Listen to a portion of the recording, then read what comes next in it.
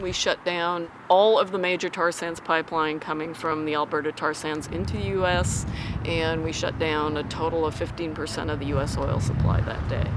I've been going to protests for years. I have signed probably 1,000 petitions or more. I have personally met with most of my, so-called political representatives on every level, and it became clear to me that none of that was ever going to work. The only way we have to stop it is to physically put our bodies on the line and stop it.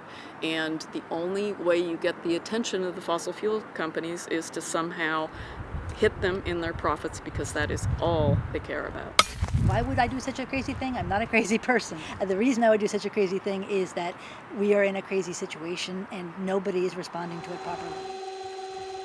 Think of that as like the temperature on the earth going down as they close that valve. When we go to trial, with any luck, at least one of us and maybe a couple of us will be able to present a necessity defense.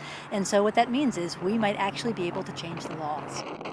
The classic necessity defense is there's a child in a burning building and you can hear the child crying, and so you break into the burning building to save the child. The idea is, yes, it's illegal to break into buildings, but nevertheless, given the circumstances, what you did was the higher both moral and legal action. And so that's what we're saying about this action, that much more important than the chains that we broke, because that was the only destruction that we caused, and the fact that we caused discomfort and inconvenience to the pipeline companies, is the fact that the world is burning, and if we don't stop it soon, then we're going to be in real trouble. I'm 64 years old. I want to spend a year or two of my remaining life in prison, and I would miss my kids, I'd miss my friends, my family, my husband, everybody.